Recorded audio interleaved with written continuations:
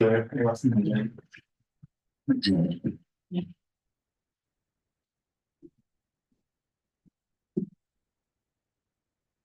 has also heard the whole from before as well.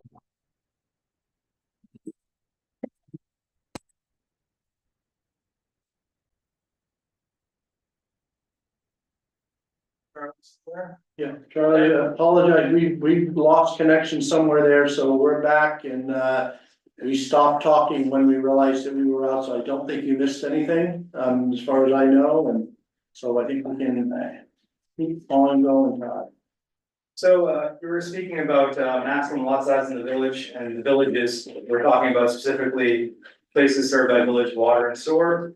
8,000 square foot lot size. What we're really trying to do is protect someone who's made an investment in a single family home surrounded by single family homes that happen to be served by water and sewer, so they don't get end up getting surrounded by triplexes or fourplexes. So that's what the zoning change tries to do. The other side of the coin for the zoning change is what I think they're hoping here to speak on. The planning council discussed making larger lot sizes the rule in the town. What S100 does in the village, anywhere connected to water and sewer in the village is a fourplex. Anything in the town is a duplex, so two houses on every lot. And the planning council's worked hard in recent years to direct new development to the village, especially areas with water and sewer and existing roadways. So we don't sprawl our infrastructure out where we don't want to have it, or we don't want to have ambulances or fire trucks going. So looking at the possibility of a duplex on every rural house lot in Sterling Valley, Mud City, Elmore Mountain Road, the planning council looked to do a larger lot size instead to try to curb some of that density. So if a certain number of people live out in the town now on a 2 acre lot where there's one house, now there can be 2 houses on every 2 acre lot. The planning council decided to go to a 3 acre lot, it's 3 builders acres, it's actually 120,000 square feet versus the existing 80,000 square feet to curb some of that new density. They're trying to curb density in rural areas and keep the density in the village as a smart growth strategy. So that is the part that I think I know at least Julia wants to talk about tonight. Yeah. So feel free to jump in, that's what we're doing this, jump in each topic. But I'm not a village resident, is that? It doesn't matter, it's just town zone. And I don't know which way the chair wants to do it, I don't know if he wants you to do your whole thing or make this interactive, the hearing is supposed to be that the public talks about. Well, Bob and I talked briefly, so Okay. we can jump in, same Yeah, slide. I Whatever mean, you wanna do, I just wanna make sure. the same format they had to select with the other night. I'll make sure. Worked well. Good. So we're talking about 3 builders acres, an increase of 40,000 square feet from 80,000 to 120,000 lot size in the town. Julia. And just for the members of the public, if you could, our minutes get done by somebody who's not here. So, and that's why you do the video, so if when you speak, you could just say your name, that will help them to do the minutes and she'll really appreciate you. So Julia Campagna, Morristown. So I fully support the density, the village density planning that's been going on for the past, well, since I've been here. It makes sense to infill where there's existing water sewer infrastructure. The thing that I am against is the increase to 3 acre zoning anywhere, village or town. And the reasoning behind that is on either end of the spectrum of home ownership, you're affecting affordability. So on one end of the spectrum, the first time home buyers are now the barriers higher for them. A 3 acre lot is gonna cost more than a 2 acre lot. On the other end of the spectrum, the retiree who has 10 acres and could previously do 5 lots and every 5 years sell off a lot and supplement their retirement income. And this plan may have been in place for them for the last 40 years, that it's been 2 acre zoning. You've now diminished their network. You've taken away their resource, their retirement resource. That's huge. I know I know at least the select board wants to say, but is it really gonna affect anybody? Well, I can tell you who it affects. My son is a college graduate, well-paying job, he's single, he couldn't touch a new home, starter home, piece of land in a 40-50 mile radius. He's built a tiny house in our pasture connected to our water and sewer. Cause that's all he can afford. Tom knows and our kids at Friends. So that's the scenario that concerns me. I think increased minimum lot size is appropriate, where you wanna conserve land around, say, public resource, a lake, a park, a forest, that kind of thing, but for the residential housing zones, no. And that's really my spiel. Thank you.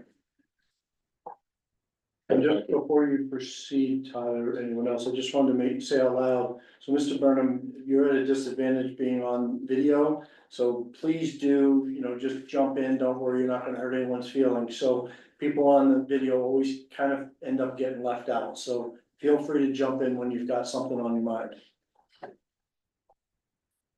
Tom, you had a comment on? No, I think that I touched on it. explained it really well. Okay. I'm the thought behind it first, the meeting that it was first brought up, it was explained in that manner, and it made absolute lot of sense, but then you get other stuff like from Julia, and I don't know, if there's a simple solution to that, quite frankly, which way to go, it goes. Every time to me, so, but thank you.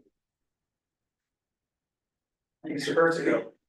Patrick Persico, 784 Park Street, and what's the difference between, property that's in the village and what's going on in the town areas? I don't have a succinct answer for you because it's really about zones, not the village and town line. We try to go away from the village and town line because I think half the people who actually know where the village and town lines sit are in this room. And the rest of the community doesn't actually have any idea where the village and town lines are. So we try to go away from that. Pat, you have something more specific to help you with? So it's not about what happens in the village as opposed to outside the village. Correct, yeah, it's more of the area zoned for development and the areas not zoned for development is rural residential. There are parts of the village with the zoning change, there are gonna be zoned rural residential. And part of the zoning change, working with Kevin, closely, we try to make sure our zoning match where we get gravity sewer lines too. You guys don't want pump stations, developers don't want pump stations. I didn't wanna say that someone can, hey, this is a great development site, you can do 18 houses here, well. You really can't without a pump station, no one wants a pump station, so I really try to true up the zoning to make it fit the topography of our town and make it work with what Water and Light wants to see in terms of development, so. That's part of why you're gonna see some rural residential areas in the rural residential zone. In some of the village areas in rural residential, for example, by you, Pat, I mean, the village, if you're on Park Street, Pat, for don't know, lives on Park Street. You go down Park Street, you pass the elementary school, you drop down that big hill down to the river, Pat's at the bottom of the hill. The village property, the village line goes all the way out to the lot just before the village water system for the pumps. That part of the village is never getting a sewer line because the sewer line stops the elementary school and it's gotta be what, 60, 70 feet above it. So at least not anytime soon it's getting a sewer line, so there's no point of having dense village zoning down the hill past the elementary school. So we removed that from the zoning maps, and the zoning maps that they have here, so they're truncated from the 2023 maps, but again, we try to actually right size our zoning map to where it gets to one, so. Does that help? Yes, and so we're with the new regulations with S100. Where does Act 250 play in? Does Act 250 what's written supersede what's going on here in the town? Act 250 is unchanged by S100. Act 250 is still triggered by 10 acres of development or 10 lots. So as long as you're not creating a 10-acre complex of something, or you're not creating more than 9 lots in 5 years, you're not gonna trigger Act 250. So the zoning changes, your town zoning and Act 250 are 2 different masters, and they're independent here, so it's not really on the table. And I don't know if Todd's had time to study the law that just became law earlier in the week, but Act 50 jurisdiction is also changing Correct. with the new law that just passed. I don't know if it's consistent with what you just said or different, or you don't know yet. I'm trying to keep blinders on until I get through this and through the industrial park and other stuff, and then we'll. So go it may back to change. that. The point is, it may change in a couple of weeks. Correct, I'm sure it's gonna effective date at least of July, so. Yeah. Been a couple weeks. Yeah. Before the legislature moves all the chess That's pieces what I around thought. on I it. thought you were talking about the old standard. Yeah, Whatever that correct. new one is that just passed. Okay, so section 206 is one of the big changes of this, we're just in time. So what section 206 does is we've added more design criteria to the zoning bylaws. And the design criteria in the past only affected commercial developments, and when I say commercial, it's a broad umbrella, I'm talking about business, commercial things and multifamily apartment buildings. The two real changes here in section 206, besides kind of tightening those requirements a little bit to make it a little better and a little, to really require higher quality development, better looking development, at least in the opinion of the planning council, is that one, the section 206 is being brought down to regulate single family homes in the low density residential zone for part of the village for the first time. So for the first time, the single family homes are being regulated by design criteria. And I have a lady who'd like to speak to that because she was one of my first permit denials 2 weeks ago because you can't build a garage because of the rule. But I think it's a good time to turn the mic over. Please say your name and introduce yourself for the. My name is Tracy DeRocher. I actually live just right up the road here on Elmore Street. And yes, like up until 3 weeks ago, so when I purchased my home, I was told that I could put a garage in when I was ready. I'm a single person, so you know, that took a few years to figure out where I was gonna put it, how much it was gonna cost, etc. And when I applied for the permit, he immediately said no. The problem that I have is being on Elmore, a lot of our houses are butted right up against the gully that just drops between us and Copley. I don't have the land on the side of my house 5 feet back to put the garage. All of my land is in the front of my house. So I'm trying to see if there's any consideration for detached as opposed to an attached garage. But, yeah, I would like to put that out there. I want a garage. The two things I said at the select board meeting the other night is, the two possibilities you could probably do is one, although variances are very hard to grant in Vermont, because she's backing up to the gully for the potash brook with the golf course behind her, and her house is further back from the neighboring houses, perhaps the DRB may grant a variance. I can't speak for that board. I'll deal with them next week, but she could apply for variance potentially. Or if the zoning change were modified, and I can't speak for the planning council, but it's written as attached and detached garages, but I think maybe the intent was more to regulate the attached garages. It's a, yeah, and that's what And I, you're looking to do a yeah, detached a garage, detached, for sure. which is kind of off to the side of the house. It's close to the road, don't get me wrong, which may be maybe a flying moment to begin with, but I don't want to speak for this. I staff multiple boards, I can't speak for them. But maybe maybe just eliminating, just regulating attached garages would, is more the intent here, and where maybe it's the, no, deleting the detached garage part would solve some of the issue, or a variance to solve the issue. Those are real two solutions, but as of right Well, now, that and putting a shed in, right? Yeah, I because you can put a put shed a in. 10 by 20 shed in, but I can't put a 12 by 26 garage. correct, So the rule is the attached garage is gonna be set back 5 feet from the house, 5 feet from the plane of the house, yeah, from the front of the house. correct. But there's no rules for detached garages. There are no, any garage right now has to be 5 feet back. Well, from the front of the house. if you differentiated between attached and detached, You take the rule out for your exempt attached garages. and that would cover your, Yes, or potentially the variance would. I'd like to add that very nicely denied your permit. Yes, I think that would. I very nicely denied your permit at least. Yeah, you did very nicely and you've been very Yes. helpful. And we'll do our best to help you out. Yeah. Any other comments from the public on this? Any questions from the trustees, if not questions from the public? So let me ask you a question. Well, it's your name. Because this is something, I'm new to the planning council in the last few years, so. If you change the language from attached to detached tonight for village zoning, is that a large enough change to require that we start from square one again? Or can we say, don't change it, but the chairman of our board, we can discuss it at our next meeting, and the chairman of the board would go to the DRB hearing and say, you know what, folks, the next zoning change, we may do that. There are two levels to making a change, so generally, the planning council creates all the planning language, and the select board and trustees greenlight it. The select board and trustees, if they want to, there's two things they can do, they can seek a minor change, which requires just rewarning their hearing. And the planning council has to do the reporting form again to account for their change, or make a significant change and we start all over again. I personally, I mean, if you're looking for the professional opinion of the guys how to do this, I don't think a detached versus attached is a major change here. I think it's one warrant hearing at the legislative level. That would be me, but, and, you're welcome to get other opinions on that as well. And considering the importance of this in the future, if this gets denied, we don't need any more hearing. We've got too much out there at stake for people that, sorry, man, but Now, Todd, with going.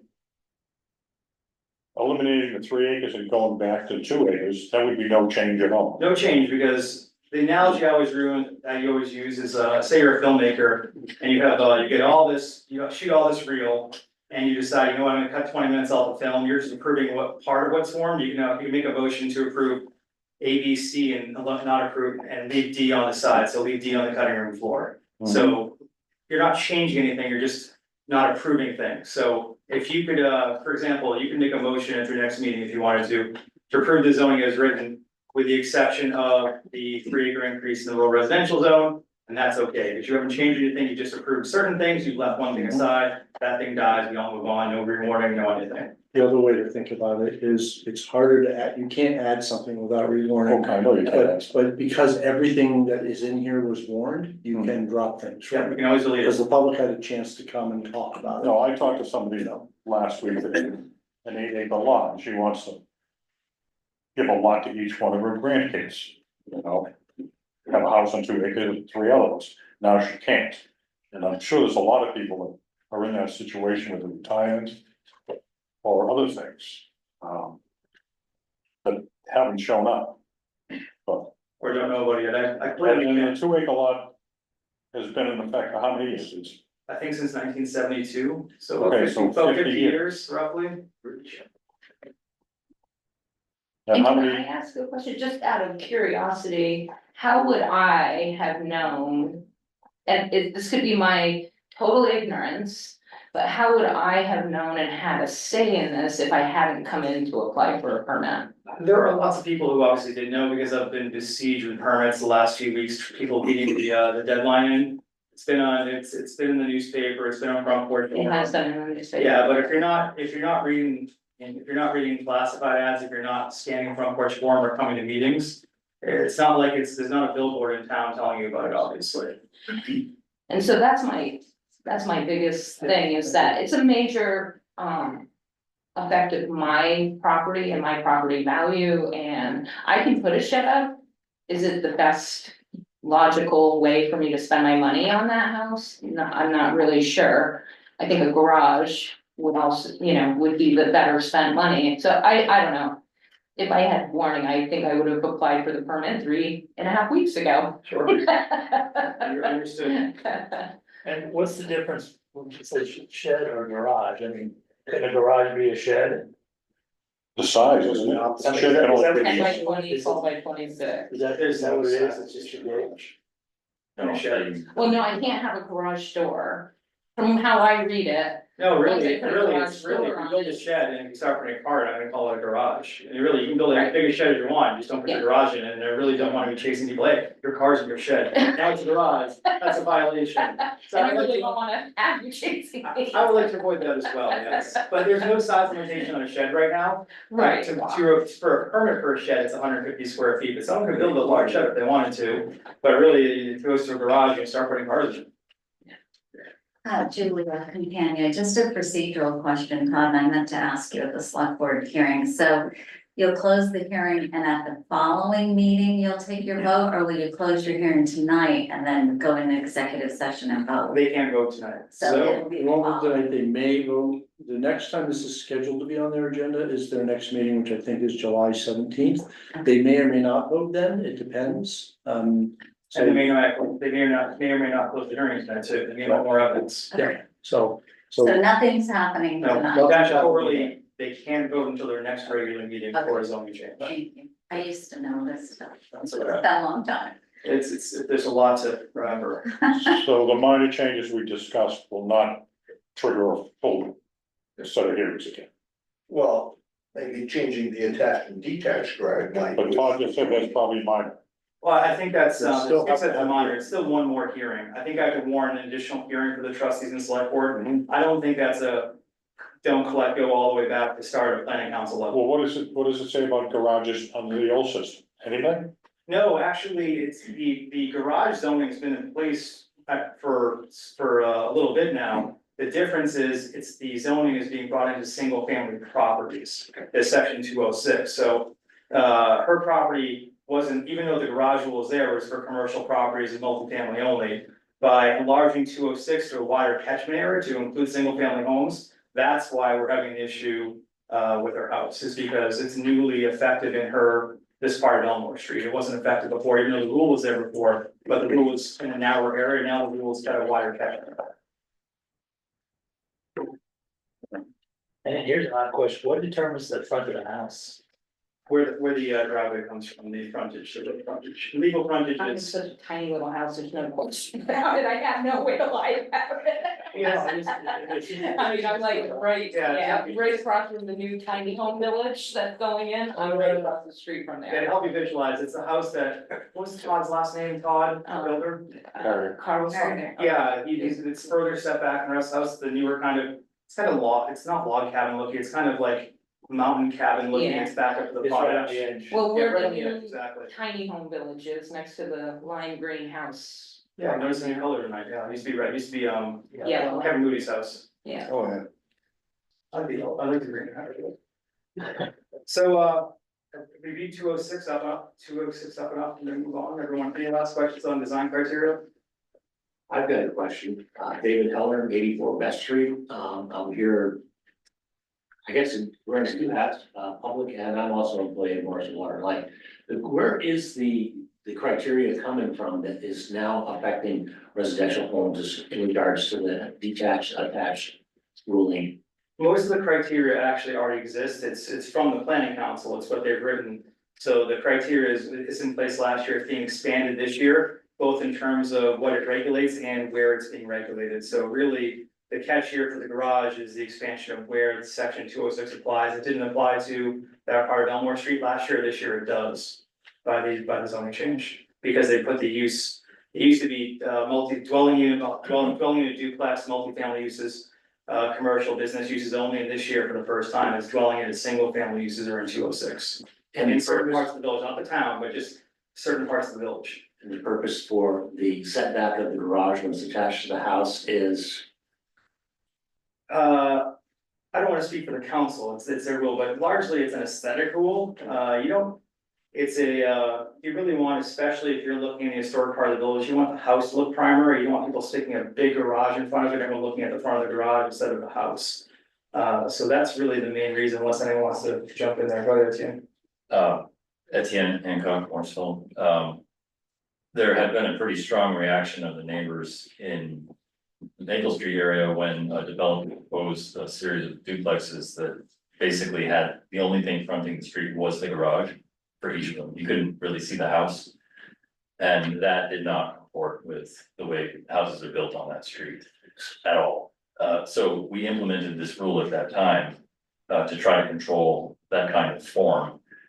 And then since then, Todd has brought in some good reference material for what's termed missing middle housing design, which is really the direction that we're trying to push this housing. So one of the consequences of this 8,000 square foot maximum lot size that now will apply to what's termed low density residential, which is the entire medium density residential now, and all of what is termed low density residential now, all of that together will have an 8,000 square foot maximum lot size. You're going to get a lot of houses being constructed on split up lots like we're seeing across from this woman's house. That's going to happen. And so what we're trying to do is enforce a better aesthetic, a better result.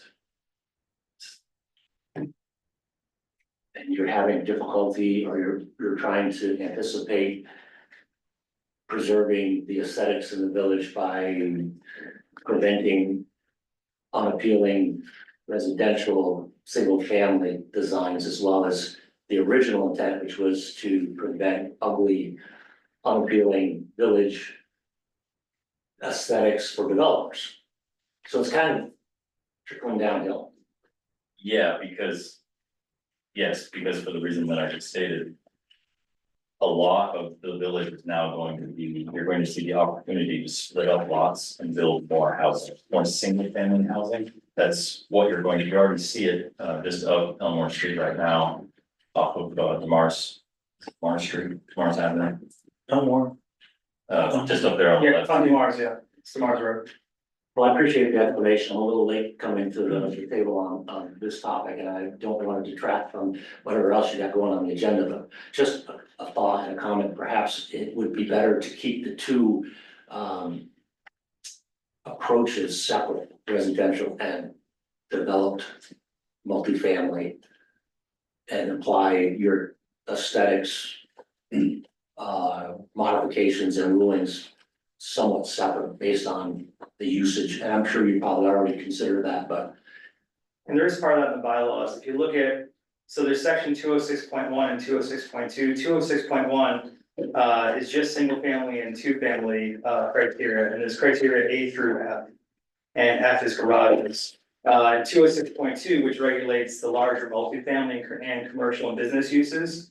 There A through F also applies, and there's an additional 1, 2, 3, 4, 5, 6, 7, 8, 9. There's additional 9 new rules as well. So there's 1, 2, 3, 4, 5, 6 rules for single family duplexes in section 206, and there's 15 rules for multifamily or commercial developments. And to add that complication, one part that I'm remembering, and I'm looking for your correction, Todd, is that before the Homes Act, we could treat a duplex as multifamily, but after the Homes Act, we have to treat a duplex the same way we treat a single family home. Correct. So therefore, we can't tell the developer of a series of duplexes that for rent that they have to conform to commercial building or our commercial aesthetic standards in 206 anymore. But that is a viable market right now to build duplexes. We see that on Jersey Heights, we see that elsewhere. Actually, we're seeing that in rural residential right now. And we're trying to respond to that. So unfortunately, the first tactic that at least from what I'm hearing is we had to bring single family into it. Now, again, consulting a reference outside of our experience, which is this design guidelines for missing middle housing, which is all about managing the density of a neighborhood, managing the density increase. We're trying to basically comport with those guidance, those guides with some of these rules.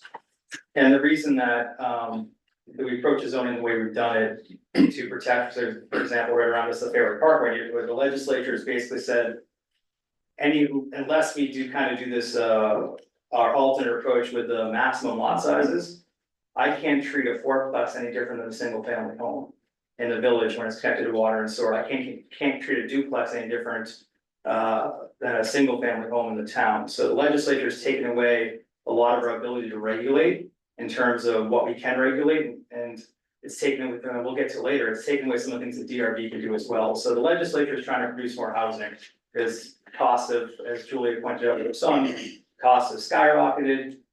Wages have not obviously matched the cost increases, and you want to make sure your kids can afford to live here. So the legislature is preemptively control to it as a way to get more building to happen, and so there's only certain things we can do. And there was a long debate on trying to not regulating single family homes, but unfortunately, the legislature, we wanted to try to control anything how it looks, is tied our hands, and that's what we're all saying. The legislature made us all in the same boat. We have to treat 1 to 4 all the same. We can treat 1 to 4 differently than 5 and above. But if you want to have any control over a duplex development, if you look up the street here, Pope Meadows, a duplex development, those are all duplexes in the same lot. If you didn't want to regulate single family homes, we can't regulate that the way it looks. So just one procedural question, Todd. Think about in between the next couple meetings here. So clearly to deal with this detached garage thing, one approach is to rewarn, one legislative hearing and make a change and then add that in as a minor adjustment. Is there a second path where, if they decided just to drop this section this time and say bring it back next time to do zoning, does that also work? Not really, there's a lot more to this section than that, so I know, I understand you wouldn't wanna lose it all. I wouldn't wanna lose it all, though, sorry, I didn't get quite your answer. I know it would cut out more than just this issue. We'd lose more than just this. But if they chose to cut that whole section, which I know we wouldn't be happy about, would that also solve the issue about the tax garage in the short term? I think if they I'm not advocating. Yeah, I think if they cut the whole section, it would make the zoning potentially illegal because we're treating single families and duplexes and triplexes differently. So I don't think that's an option on the table. That's what I wanted to understand. Just wanted to ask the question. I think they're really the two options, well, there's three options. Option is do nothing, sorry, enjoy your shed. I hope that's not the option. You'll enjoy it. Yes, yeah. Because I'm gonna make it loud and bright. The other options are variance, ever seek a variance, and I think the DRB may grant one, considering her house is different than everyone on the street. She's pushed back. She has no place to put a garage that's not, that is at the same plane or not close to the road. It's really, I mean, the garage would be super expensive and your foundation would be 30 feet tall at the back. Or the third option is And I'm gonna have to look out my window at a wall. correct. Again, the third option is rewarning the two legislative bodies here, body hearings and making a difference versus detached and attached. Right, thank you. I just want to make sure that's clear. For the record, though, I do not know how the planning council feels about that. They might say detached and attached are just as important. This is just me trying to problem solve. Understood. Okay, Thank you. moving on from 206. Any last questions on section 206? Okay, we've done the big parts of the zoning bylaw change now. The other kind of smaller parts, section 422B, the DRB is gonna be able to approve developments on 30-foot road wide rights of way. So if you look at village streets, most of the streets in the village don't have a 50-foot right of way. We survived in the village with a 50-foot right of way. All my new development is a one size fits all 50-foot right of way.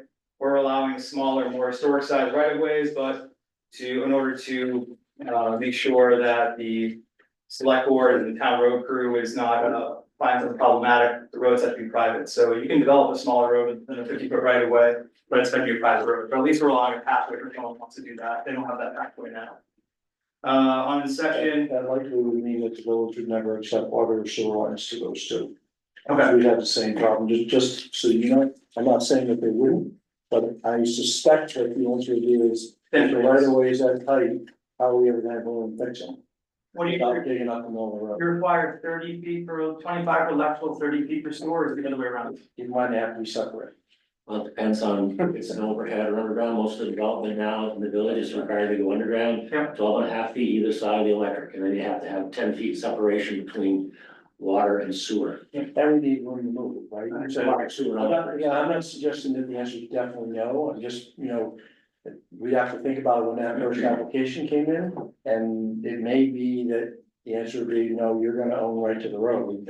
And we'll pick you up there. And that the developer can choose that if they want to. I just, Just gives the option. we haven't talked about. Yeah, it, it's so I good- just it's a good wanna point. raise it. Yep, I'll make sure, that if this actually does survive, I'll make sure the developer's saying about the 30-foot right away, when I'm gonna say, oh, Kevin. Yep. Make sure they're gonna actually serve you before you go, we'll I know. serve them, they just may end up, We'll serve their them, yeah. homeowner association may own all the infrastructure forever. yeah, there are places, I mean, I imagine there are places like the Pinewood Estates that have the 1 meter and they all share the meter, because you guys don't own the. Yep, Yeah. It's not, Not Pinewood Estates. it happens. in Red places. Pine, Red Pine. And I don't know how you all would decide at the time, it's nothing you can decide tonight. It's just, I just wanted to raise it, that's all. I mean, Kevin and you guys know what kind of room you need to put the pipes in and make underground homes. And oftentimes the developer doesn't, it's an afterthought, and they're not leaving real estate enough to put the utilities in the ground. And then we're not having easement enough to do maintenance in the event that we have to go in and take care. Aren't you requiring the electrical to be underground in new developments? In larger developments, not smaller ones, so for example, if you're doing one-off subdivisions, little houses, no, but a major subdivision has to go underground, yes. To give you an idea what 30 feet is, Maple Street where I live is a 2-rod road, which is 33 feet wide. So you're talking about a 3-foot difference versus Maple Street. It's not a reason to oppose this, I just wanted to raise it, because maybe something that our guidance to developers may be, if you choose that path, you're probably gonna have to, pass on the ownership of the infrastructure to the owner, to the property, not us. And we can decide that later. And if the trustees are really worried about 30 versus, if 33 is viable, Maple Street's obviously viable, the sidewalks, there's poles and everything else. If that 3 feet was a difference, if we're to rewarn something for attached versus detached, at the 3 feet end. I don't think 3 feet would matter. I Yeah. think these guys would probably tell you, we've not talked about this. These guys would probably tell you 50 feet's just fine, thank you very much. Understood. And I don't know that, we've not talked. Doesn't that get worked out? I mean, when a developer comes in with the plans, don't they have to sit down with us or you guys?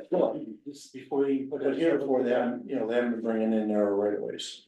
Yeah, it's something they'll figure out, they'll make that choice, if they wanna go 30 foot right away, get full houses, and they say, you know what, I'll own the utilities, no big deal, that's their choice to make, and that's okay. It's not a showstopper, it's just. No, I just Here's think the they development. they build stuff without thinking about it after the fact, and that shouldn't happen. That's right. Yeah. So the developer or the homeowners association is gonna be liable for any sewage spill or anything else. It happens before, If that's the position we took. Customer owned service lines. Yeah, so they have to have their own insurance cover. yeah, not unprecedented at all. Just okay. Yeah, same thing if Red Pine Estates and they had a water line break in Red Pine, it's their issue, correct? Down the meter, Yeah, So, With Red Pines Estates. off of Center Road and left, Rick High Park line, Oh, okay. they have like 1 meter and then all the houses pay like a monthly fee towards the one bill. Yeah. Or it's bond development. Yeah, they did, Cottage Street. they did it with sewer, I believe, yes. Yeah, because their sewer is theirs until it gets to our main pipe. Cottage Street, they call Because it, they have their own pump station. Where's this? Ward Pond Road. Ward Pond Road. First left off Cottage Street. Okay, They're on wells, but they're on village sewer, they all pump out the cottage and they all split the bill. so they have a community pumping station or they have individual pumps? Community, Community pumping station. That was developed when I was in your care. Yeah. so if a developer did choose to do this, we're not reinventing the wheel, we have an option, obviously here is sewer and water. I'm not too worried about it, it's their choice to make. yeah, I'm not worried about it either, I just want to raise it. Yeah, that's a good point to raise. As I mentioned before, moving on to section 454, just as the planning council has less ways to regulate, so does the DRB. So section 454 and 635, the DRB is being stripped of lots of its rights. Before the Homes Act, the DRB could say, hey, you got too many lots there, delete a couple lots. We want bigger lot sizes. You know what? We want bigger roads because we have a lot of utilities in this neighborhood. We can't do any of that anymore. And the DRB can't even require more than 1 parking space per unit. So I use the example of the night, there's a development in town with, proposes three bedroom rentals, 8 units, so it's an 8 unit building, 24 bedrooms. We can only legally require 8 parking spaces maximum now. The DRB used to be able to say, hey, you know what? The 8 parking spaces in the site plan, that's probably a little skimpy for 24 bedrooms. Can we add like 6 parking spaces? The DRB can't do that anymore, so we can only require 1 parking space per dwelling unit regardless of bedroom. So the DRB has lost a lot of ability to horse trade, so the DRB can no longer do anything that's above, they can't increase the limits of what the bylaw says, the bylaws are the maximum, the DRB has to live with that now, so that's a part of the change as well, and that's part of the Homes Act, we have to make the change. The last couple things on the list here, in section 770, we're talking about just your, most of these are Homes Act changes.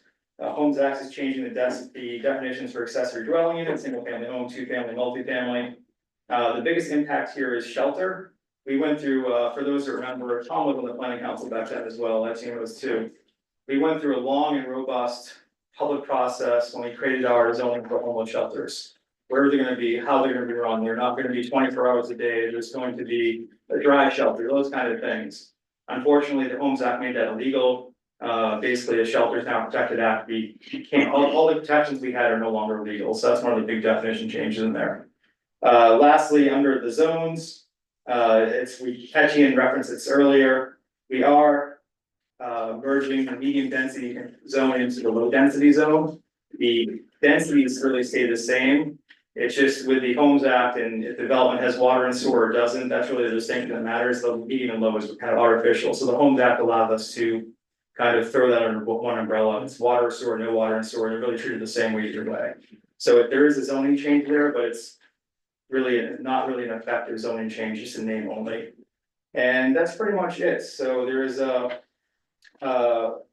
other than the zoning map itself, you all probably have the zoning map in your packet. It was in the morning.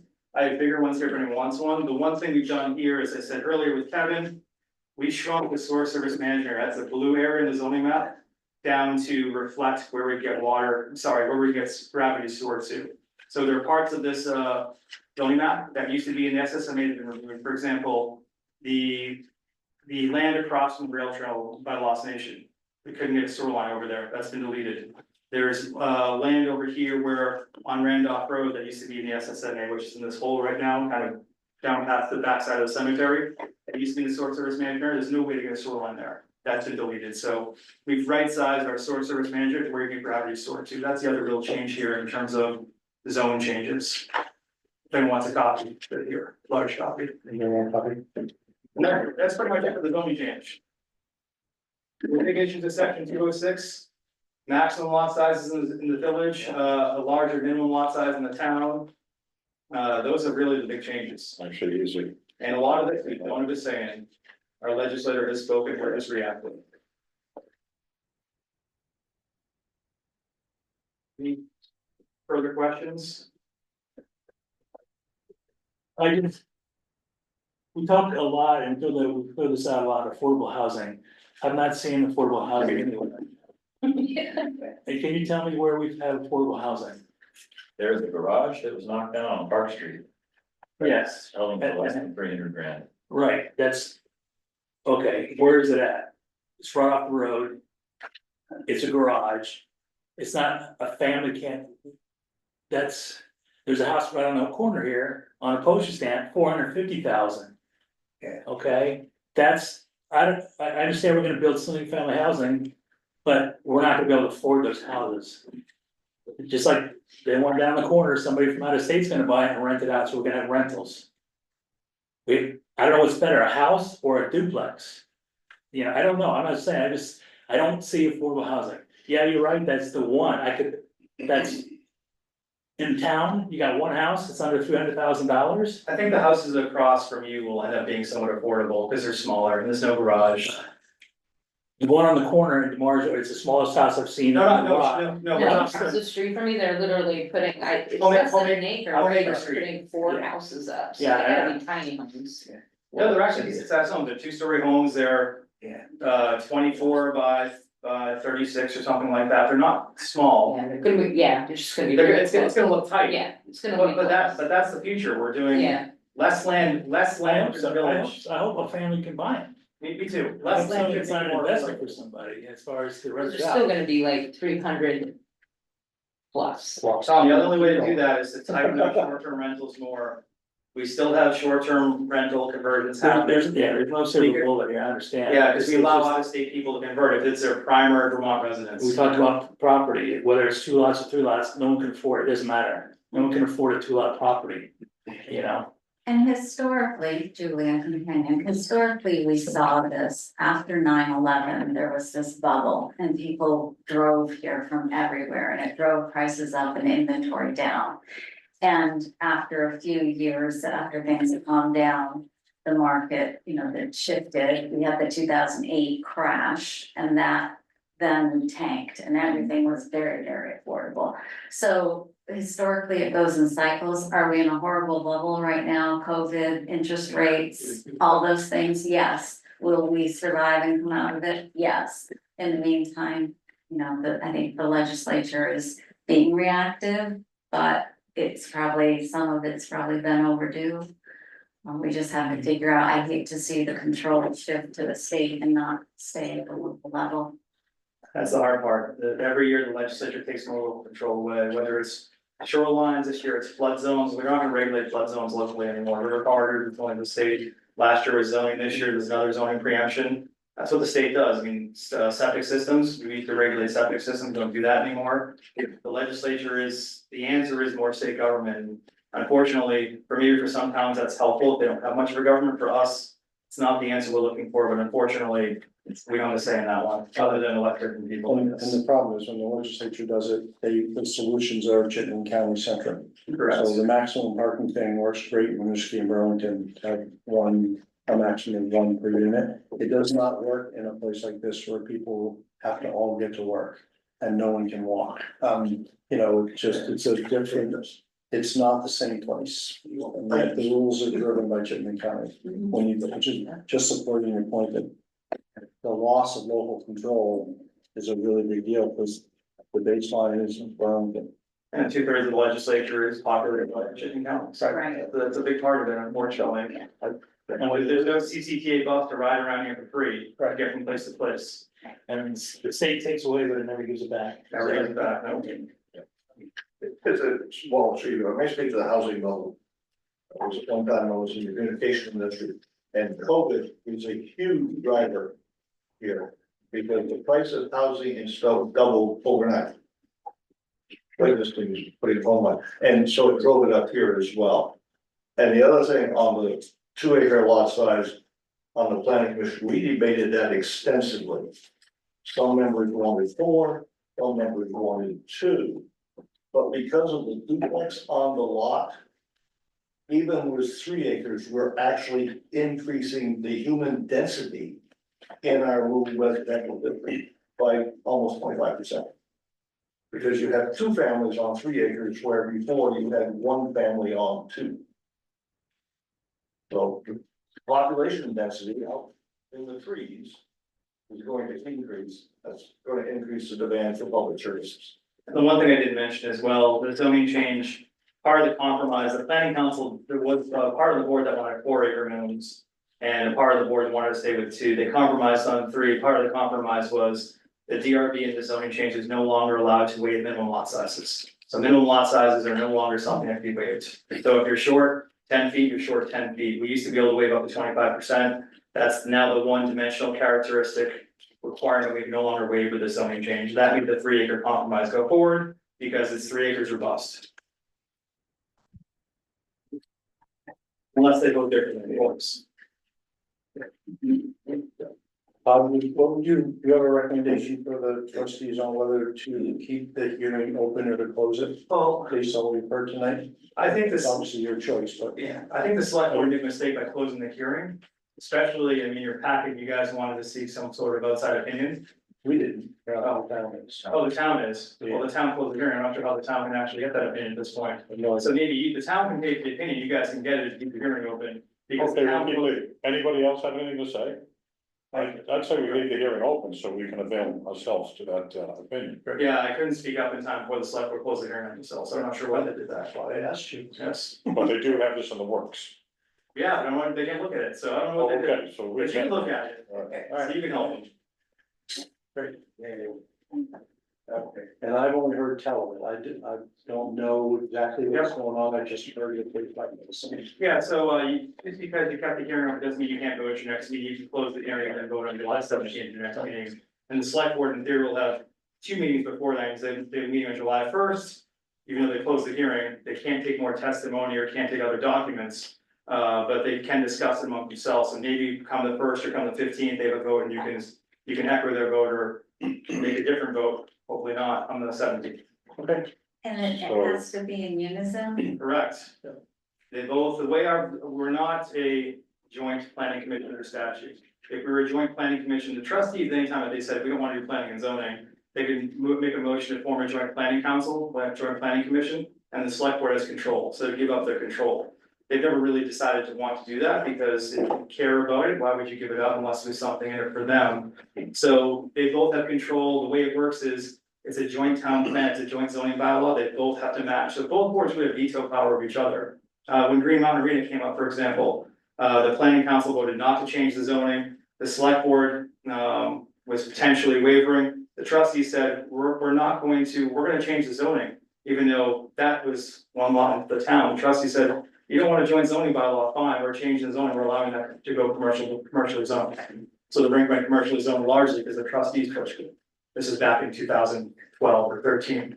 So they both have veto power itself. If you want to keep a joint bylaw, if the boards ever want to do something different, I have to write separate town plans and separate zoning bylaws for each community, which is a road we really don't want to go down. We're a small enough community, we should all be able to figure out a common way forward with one bylaw, one plan. So what would likely happen if the word was that the 2 bodies were thinking differently? There'd probably be a joint meeting called, and they would sit down and have a joint conversation and try to find a way to a common position.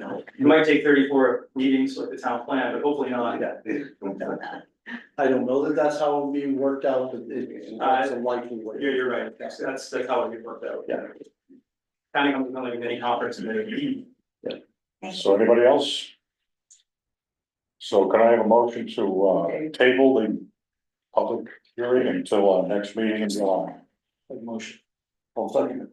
All in favor? Aye. All right, Thank you all. everybody.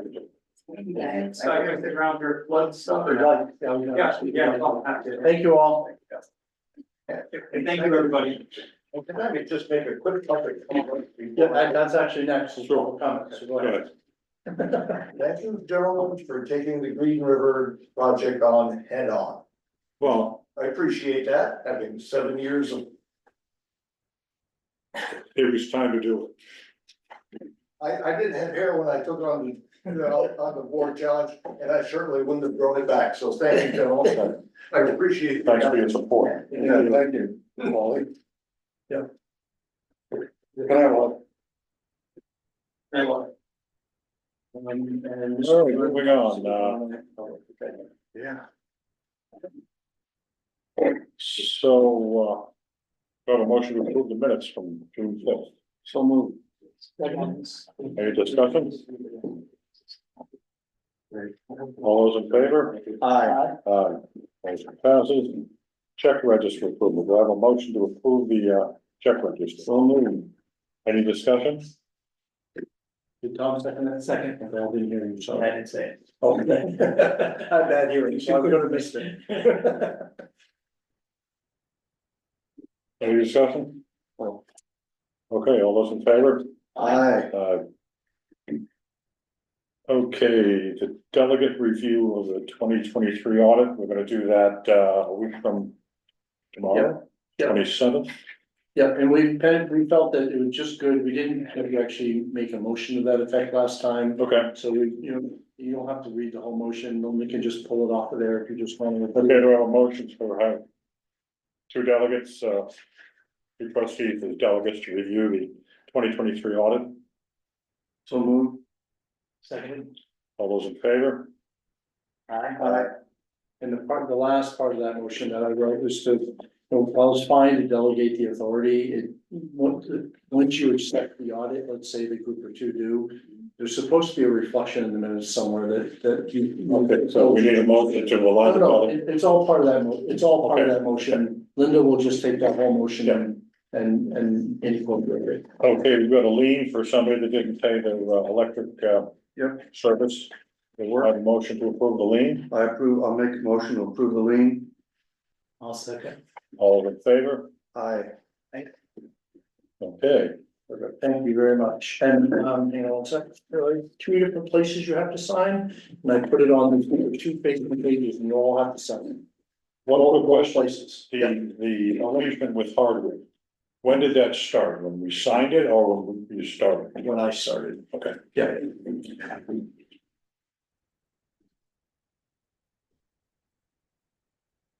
Going swimmingly. It's going swimmingly. Good. You know, I'm running out. Yeah, this is a guy with nothing else to do apparently. That's part of it too. Did Great that you help out. they have power outs today, this storm? We didn't. No, hardly. We had a road pole, I think it had to do with the lighting storm they had up there. Yeah, so it came through. Yeah, they told me. Oh, no kidding. Oh, I have to. Yeah, it's not the normal operation. I didn't go down and say, roll. I left you out of it. I got a call from Brian asking for help. Oh, did you? All right, thank you all. Appreciate that. Send that back around when you're done, Tom. So I don't forget to give it to the right people when they need to file that. Sorry. Okay, now you can move on, sorry. So moving on, we got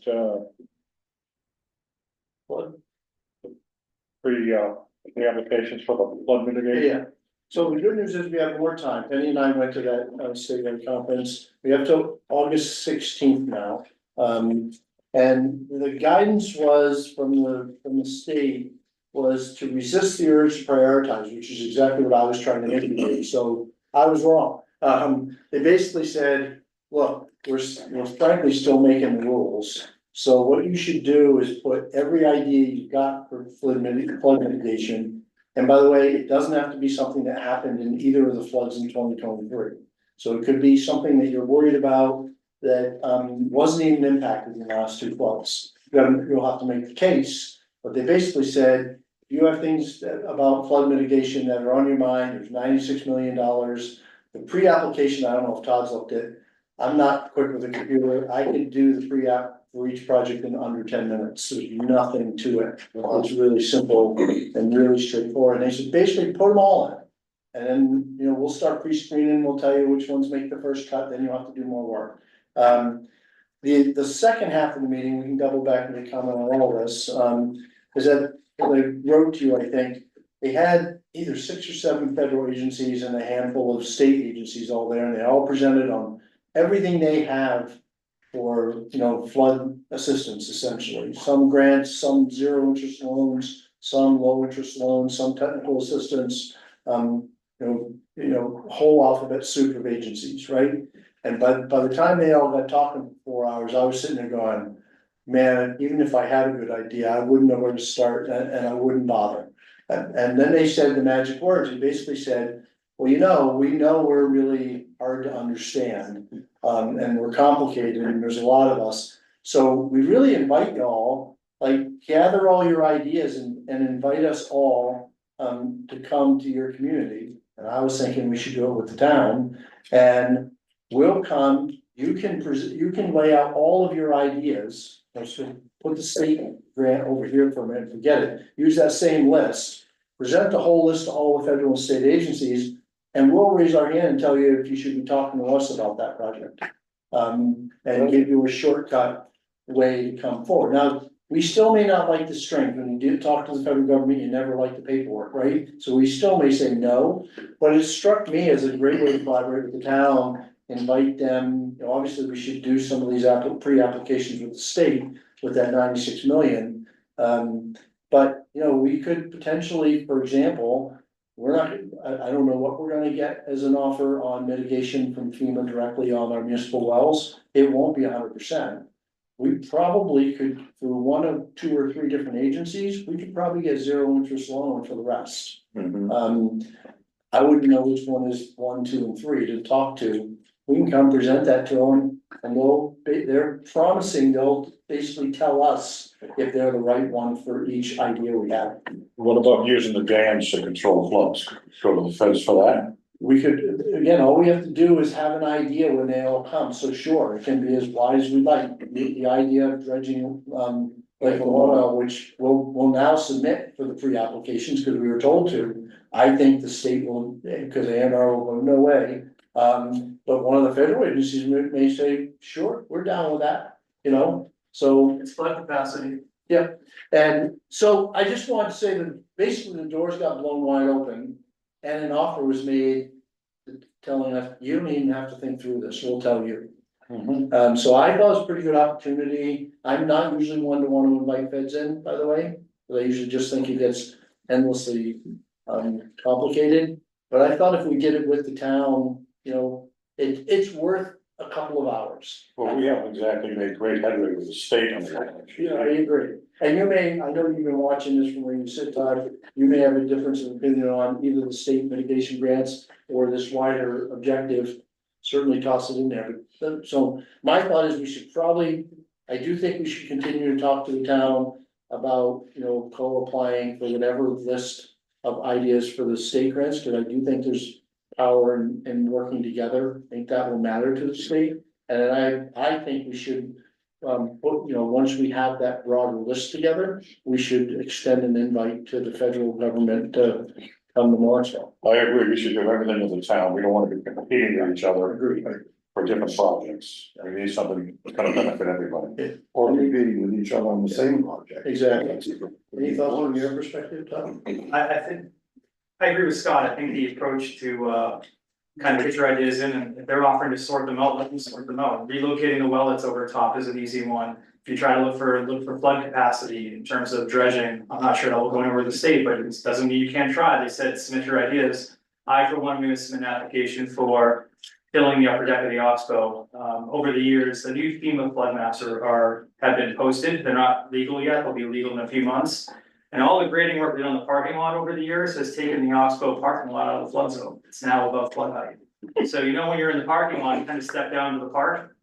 All we gotta do is raise the park up to the height of the parking lot. It's like literally like 18 inches in some places, 2 feet at most. And we're no longer in the flood zone. We're no longer doing permits. Doesn't mean you're not at risk down there. You're at less risk the higher you go. This flood zone is not location, it's elevation. The more elevation you are, the safer you So are. you can change the elevation with no problem. You can just do a simple permit change elevation, and I think I can get it funded with half the mitigation money. Great.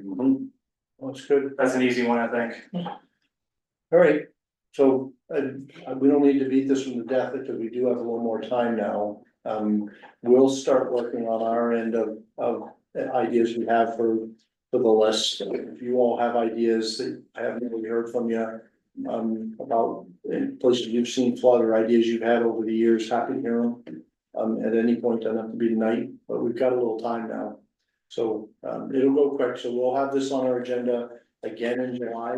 You know, by then staff will come up with our list. We certainly will have heard from the town. I know that the select board have been talking about their ideas, and presumably they can reach, I don't know if they have or not, but, so presumably by the middle of July, we at least have the first list that both of us have come up with. And then share it with each other and figure out what we're doing next, so We had the same conversation Monday at the select board. figured you probably did. Yep. So, all right, you don't need to be at the death unless you all have more you wanna say about it. No, glad we got a little more time, that made it helpful. So, So we'll move on to the management update. yeah, great, thank you. All right, thank you all. Thank you, Todd. Have a good night. I'm gonna try to get my points. We'll see how I do. Have a good night. There. Go ahead, Kevin. Excuse me. ERG is here 2 weeks in a row now. That's progress. Dave went down Monday. How'd you make out down there, Dave? I was on vacation these first 2 days this week, so I'm playing catch up myself, but At Gatehouse too, yeah, Kate's falling. Case Falls, I actually didn't go down there. Oh, you didn't? Oh, well, for the, I put the, help the ERG get that impeller and shaft in the I just need one. the powerhouse. And Take this one. I don't want to recreate it, sorry. Thank you, you can have the rest. Have a good night. Sorry for the interruption. they were pretty well prepared, and we got it in there with a little bit of delicate planning, but they're ready to start putting things together, and I think that's happening now, right? Yeah, well, I was hoping to get an update from Mike. In fact, he came and left while we were here, so he's been down there elbow to elbow with the guys, so it's a good experience for him to see how this thing goes back together. Still no word on that bearing. The 1200 unit is running at Morrisville By nicely. the way, on the bearing, we're asking them what state and what warehouse it's in, because as I said to Kevin, just once they tell you, just tell them we're flying somebody out, renting a car and driving it back ourselves. This is for the other bearing or Yeah, the? for the horizontal, we're just gonna, wherever it is, because they keep telling us they have it, it just needs to get shipped. We're gonna call the block, we're just gonna tell them we're gonna. We have an actual bearing for what we're doing now. They, for the vertical, yes, this is for the horizontal, Okay, so. I thought we were gonna order 2 for the horizontal. Well, once we get this one in and we know it works. Yeah. We're gonna order a second one. Okay, but the one you're talking about getting in, we don't have that yet? We still don't, which is why I said to Kevin, call them and tell them like, we wanna know where it is, and then we're gonna tell them we're gonna fly something. I don't think they have it. I think we're being misled. So what are we gonna do if they don't have it? Well, then I'm gonna talk to this company down in Connecticut and try to get it from them. So we gotta find more than one Yeah. vendor for this. I found another one. Okay. You know, the folks doing the rebuild from the flood repairs up in Woolkit are doing a great job. So I know another one now. Okay, Anyway, sorry to interrupt. No worries. So the 1200 unit in Morrisville is running well. In fact, it's Mike's got to go in as best he can. Tonight's a peak shaving event, so we've got the generator out here running. Wastewater treatment plants on the generator, so we'll shave as much as we can. how often do you have to overhaul the generators? To this level, 20, 30 years 20 to 30 years? to this level, yeah. Okay, maybe I'm using the wrong terminology. How often do you have to change the injectors and the valves? Not the hydro generation, the standby generator. Oh, On the diesel generators? We have a contract with Caterpillar. They come in, twice a year and run through everything. They check the coolant. They check. So I know with our diesel, 2500 KW diesel, we had to change the injectors every 1,000 hours. That's like every 2 months. Well, we only run it Okay, when we. you don't run it that much. Yeah, Yeah. and they've They got. don't run it 24 hours a Yeah, day. no, We only run them during peak events. Okay, That's when they run. yeah, and they've got a whole maintenance schedule laid out ahead of time for Yeah. all that, so. Yeah.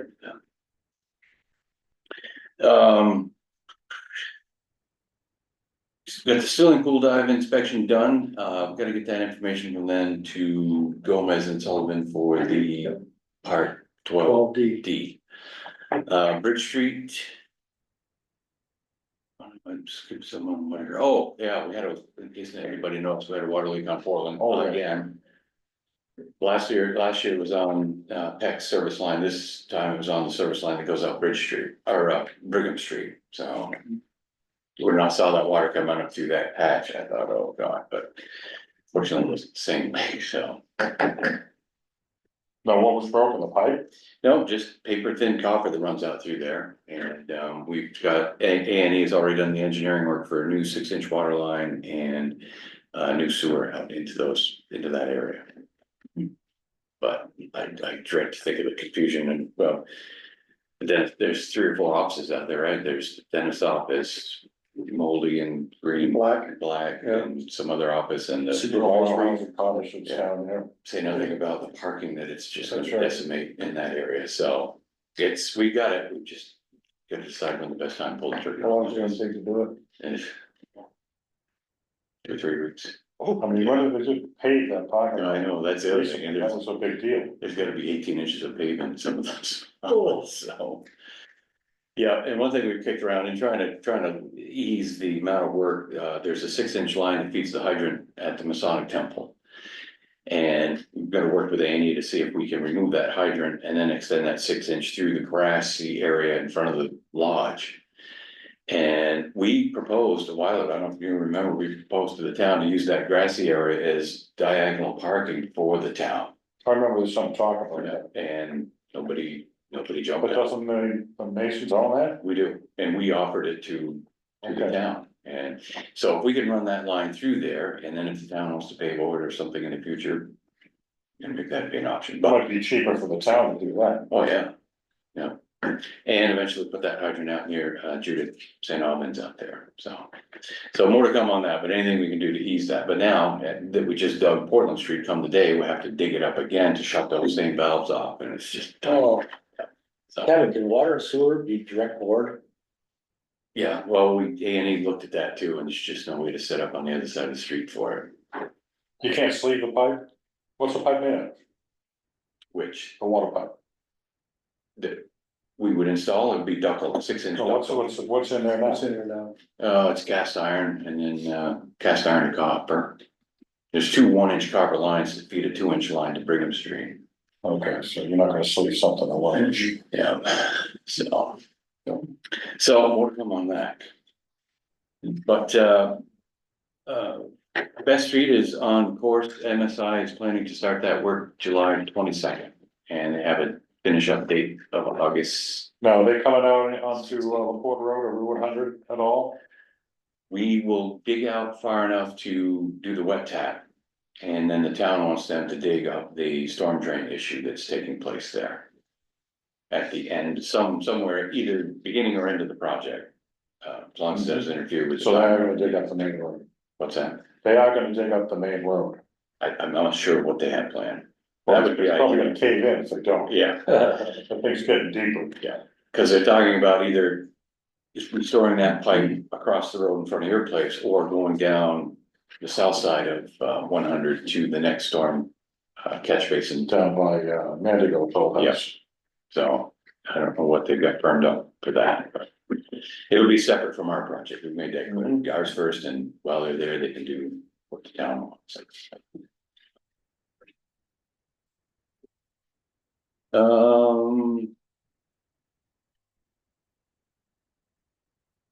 Brad Reed came out to well three, finished up the electrical work that they finally did, the new transfer switch and, other stuff that was submerged. And they finally were able to fire up VFD number two. We have two VFDs at the well and a transfer switch between them, so we will run one VFD for 6 months or so and then run the other. Since the flood, we haven't had a chance to, so they fired it up and it's toast, so they've given us a quote for a new VFD. To Would replace that it. be FEMA? So, That's fine. And still get that from FEMA. So in light of all this mitigation stuff we've been laboring over, I think what we'd like to have them do is put in the new VFD, make sure it works, and then take it out and store it up here, high and dry. So when we need it, we'll have one. So VFD stands for, Variable frequency drive. Okay. Yeah. It helps the motor start up nice and Yeah. slowly. it's reduced time, it's lower. Yeah, and it monitors the system for any abnormalities, it'll shut it down, so. So that would be a peace of mind, because if we get another flood, we could lose both VFDs. We were this far from losing the one that we're currently running on, so, and they are 10 or 12 week lead time items, so. Yeah, so. And that's why we wanna have them sitting up here and not have two sitting there. Right. We don't use two at once ever, so why have the other one installed there? Once we know it works. Yeah. That's a good idea. Katie's Falls wing wall erosion is gonna be, I think Ryan's gonna start next week, he's hoping. And, Scott and I went down and attended the, Green River EAP tabletop exercise, which went, I thought, really well. We highlighted a few things that we've gotta, tighten up in preparation for the functional exercise in end of September. And the one in the end of September is when, like, the world gets an announcement that it's real and it's live and don't worry, they'll know it's an exercise, not the real thing, that, like, you know, so. It's much more public. This was just the inside baseball, the officials from all the emergency responders and the state and all that stuff. This is more inside baseball. Like, and in the fall, these guys will be getting phone calls that they have to respond to out front, like, the water's rising around my house, what do I do? And it'll be a test to see if, do they even know, like, where their manual is and what they're supposed to do when the phone starts ringing. Like, you know, so it'd be more like live practice, you know? Just a question, I saw somebody filling up with water. What's the procedure when they come and fill up with water over here? How do they do that and how do we track it? We've got a little clipboard out there and we've got a water meter. So the last person out writes down the ending water meter read and the next one in writes that down. If there's a discrepancy, and we've picked it up a few times, people forget to write it down, and so we try to figure out who maybe got water without writing it down. So it's like an honor based kind of. Kind of sort of, yeah. I saw the guy with the clipboard, he was using it tonight. Yeah, they're pretty good. It's I wonder very, that few- too. it's very few companies and they really wanna make sure they have access to it, so it's not to their benefit to get caught cheating. Cause then they can. find Well, I something. found a guy, it was last year or the year before, and I called you. He was down by Concept 2 with his truck, Oh, yeah. filling his truck up from a hydrant. Yeah. And he said he had his own meter. Apparently he did. Yeah. Where they were located, I think they were working with John to put in their own meter and they tracked that. They were really good about giving us that data. Yeah. You need this? Yeah. You might. Yeah, save them driving all the way across, really doing the road, the green. So we get to report that transmission line, the long-awaited replacement of more 1960 transmission poles has started. That's the project that we got all the rental equipment, the track bucket, track digger, and then the excavator. And presently, we started on the Garfield Road, and presently the crew is at Bugby Springs. So they're making good progress. They're through the worst of the difficult sites, wet area, so they gotta get traffic control by Leo and Lois Lane, just beyond Mountain View Campground, for a couple of transmission poles right there at the road crossing. And after that, they're into the right of way and basically the home stretch from Inkle's sap tank on the side of the road there through Mountain View or Morrisville Used Auto to the end of our line. The guys, Where does our line end? you know where Tony Washburn used to live, just beyond Morrisville East Auto? You know where the Mennonites have the little, Yeah, just past Green River, oh, there's a driveway to the left there, yes, and well, that used to be Irwin Bettis's, the first Yes. one there? yes, Okay, thank you. so No big that's. deal, by the way, before he jumps off this project, like this is good for all of our crew, but for our two guys who are still apprentices to get all that time in the bucket, which is really important for them to get all that experience. And for all these guys to get transmission line experience, I mean, you know, they all, a couple of them have some, but you know, this is a big boost for all these guys, so it's really a great project to be doing. Speaking of some bucket trucks, you got either one in July? Maybe in before that. Yeah, We'll take your thunder. we're hoping that it'll be here in time for the 4th of July parade. Okay. Wow, You know, And you're gonna auction the other one off and put it out for bids? Probably, we haven't decided, but probably auction. Is what we've been talking about. David knows some of the big auction sites, that sell this type of equipment. And that's where we're leaning, I think. Is that where you're still leaning? Yes, Yeah. And these things aren't worth a lot. 10,000. What did you say, 10 grand? Ish? yeah, the auction house says, oh, these are really hot and they'll move, but they don't move for a lot. Yeah, so we'll see. Oh, 10,000 won't put rubber on that, will it? Dave? Really? did you, what is it? Barely, What is it, like 2004? Is that what you told me? 3, 4? 2004. So, But your contractor could still use that thing as long as he's not working on electrical lines, right? Well, you could use it on electrical, it's such a short bucket, he wouldn't be able to do a lot of. But you taller could paint, poles paint a house with it. and And- outs, but and every it's something time- they did on all his inspections. every time David gets it inspected, he wonders if it's gonna pass, to be fair, like, you know. It's got enough age and mileage on it now that it could be any failure, it could be mechanical, it could be drivetrain. So, So how many miles on it? what's that? How many miles are on Not as many as you'd think for 2004. It might have like 60,000, but that's a lot of idle time. But that'd be good. And just back to the 3319 transmission job, not only is it good for the crew for the reasons that Scott was talking about, that this is what linemen, they live for this kind of work. I mean, it's the nuts and bolts and it's the machinery, and so it's a real enjoyable job for these guys too, and it's just employee retention. Actually, I mean, they're doing light work. I also think it's good, you know, the day they started this project, our new lineman showed up. So in terms of the team building stuff and he comes from doing some of this stuff too, so he brought some skill and just the fact. You know, immediately he was thrown into a project right out there with all the guys, so that's really, I think, you tell me I'm wrong, but I think that's been really helpful. It has been, yeah, he's enjoying it too, and it, like you say, it gives them an opportunity to rub elbows and work together and get to know each other in a hurry. Yeah.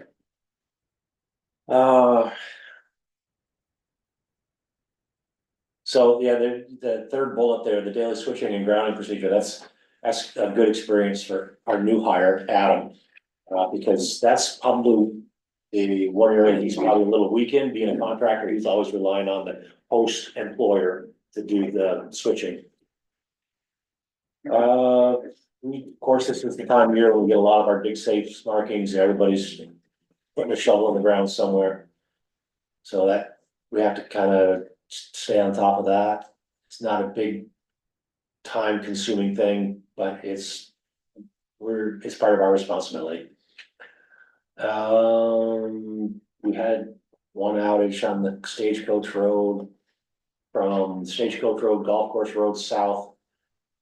The guys, they went and looked, but I think it probably was, you know, a bird or squirrel or something, and it fell in the bushes with all the leaves on the trees. Now you have to miss something like that. We're getting close to the end of our tree trimmers budget. They have a couple of finishing touches on the transmission line. Very pleased with their work, and if I had more money, I'd keep them cutting. Dave, did you Do you feel that they accomplished what you expected them to accomplish for the money we paid and? Oh, absolutely. Okay, Yeah, they're the A team. I'm really impressed with what they're doing for us. good. Access road at Gatehouse, that is complete. The only thing left for them to do down there that's part of their bid for blowing Cody is they are seeding and mulching all the slopes. They're gonna just, not seeding the actual road traveled surfaces. They're just gonna dust some mulch on that part itself. I'll take pictures of everything covered, so when FEMA will ask for it, it'll look just as good as can be. Good.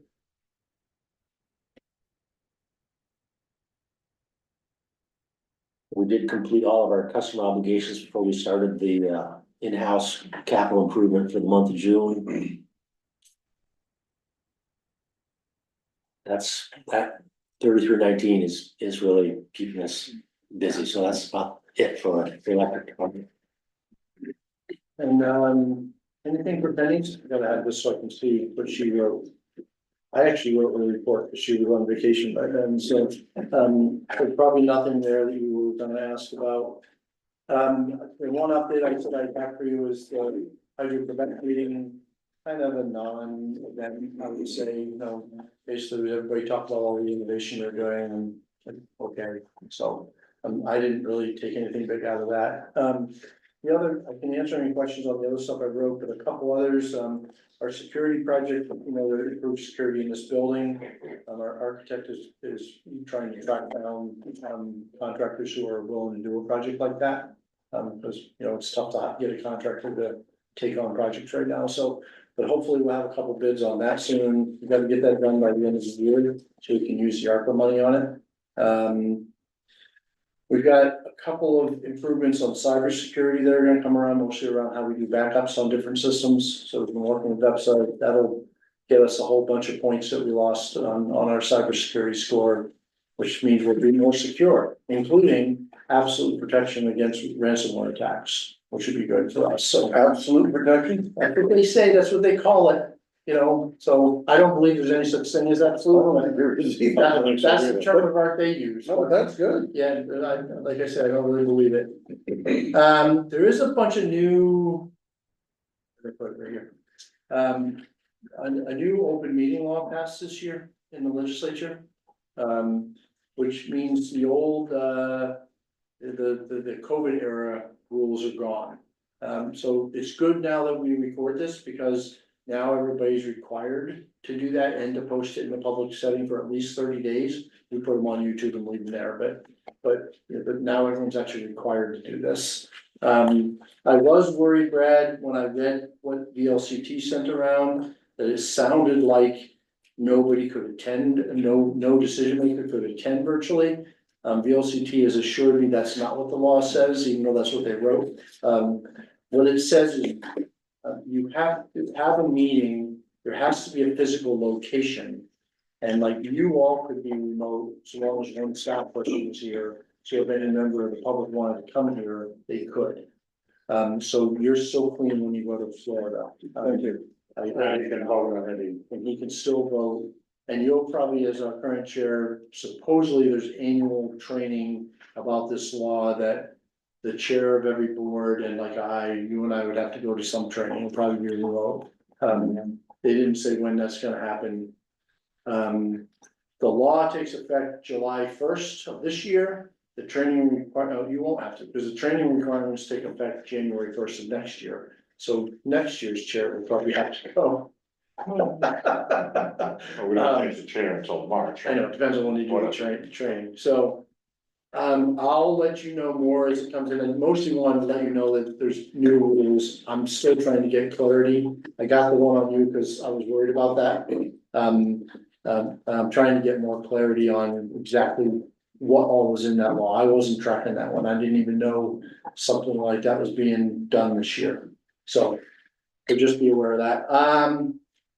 We talked a little bit about the Act 250 bill earlier, I call it the son of the Homes Act that he always talks about. So basically, there's even more density requirement where there's water and sewer. So what you just did is not gonna be sufficient. They're gonna have to propose to change it again this winter. Well, you know, I don't see how any of this is gonna make anything more affordable. Nothing, Tom's exactly right, his point And- made. The only way it's gonna be more affordable if everybody's salary on it doubles. So they're pushing even more density where there is water and sewer and more Act 250 jurisdiction where there's not. And I don't know the specifics, but like it's gonna be harder to do a subdivision outside of the village. Again, maybe contrary to what you're actually looking at, and I know he hasn't reviewed it yet. I don't know the details, but that's the wrappiness, that's why the governor vetoed it. Because he liked the density increases in the village, and he didn't like the added Act 250 jurisdiction outside it, where there's water and sewer. So he vetoed it, but the legislature overrode him. Are you familiar with the development up on Elizabeth Lane? Yeah, a little bit. I mean, that's new housing, every house up there's over $1 million. So, Where's that? Just before you get to the Stowe line, take a left, is where Percy's old gravel pit was, back in there. everything in that, Kind of behind Stowe maintenance, Yes. look back in there. all those developments in that end of our town now are all $1 million houses. Holy smoke. It's amazing. The Stowe effect has really creeped over the line, for sure. And then the renewable energy standard bill also passed. Well, it passed, the governor vetoed that as well. It also got overridden. So now technically the law says, we have to be 100% by 2035. So we got 5 more years than we thought, which is fine. So there's other stuff in there too. It's complicated as hell. The law that we have to really, this one didn't bother me because like, we can figure out how to be 100% renewable. It's not that big a deal. It won't cost that much more. So this one hasn't bothered me. The law that they'll take up next year, the clean heat standard, there's second run around the bend on that one. When that passes next year, that's the one that drives all the costs. Because that's the one that will make us go from a 8.5 megawatt peak to about 22 megawatt peak.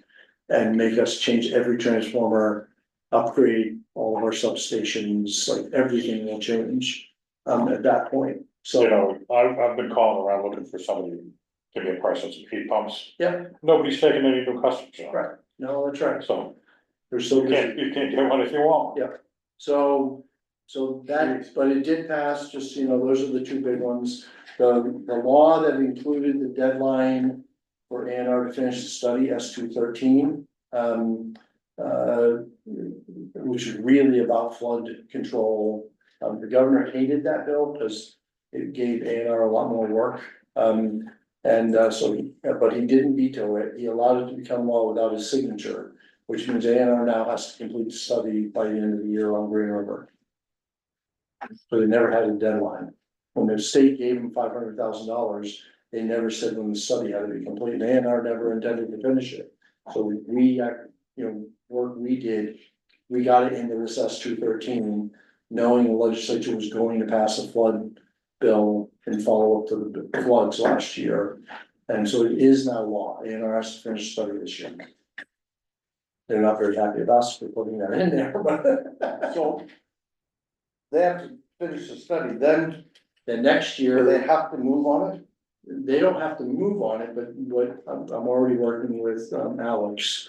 But we'll see where we put it, but we'll make sure it's in the first draft of a must-pass bill next year. The state taking ownership will be there. The obvious place to put it is to put it in the capital bill. But they'll always pass the capital bill.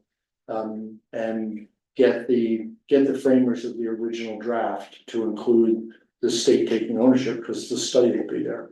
Now, we're gonna have to do a lot of testimony, and Secretary told me long before they picked a contractor, it didn't matter what the contractor said, the result of the study was gonna be the state shouldn't acquire it. So we're gonna have to go in and contradict the study, because it's not going to be accurate, because they've been told what the answer has to be by the secretary.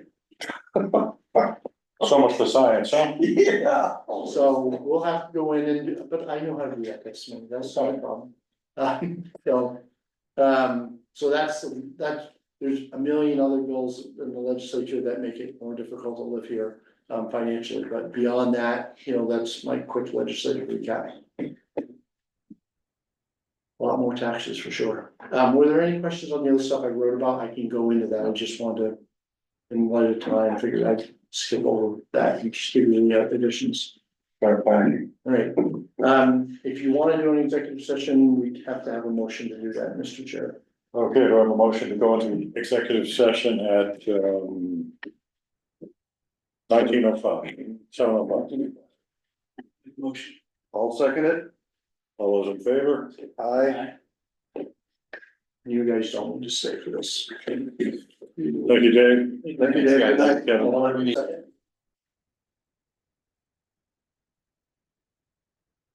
Do I have a motion to adjourn? I make a motion that we adjourn. A second? All those in favor? Aye. Meeting is adjourned. 7:28. All right. Good job. Perfect. Thank you all. Let me do Thank this. you. Hang on a second. Thank you.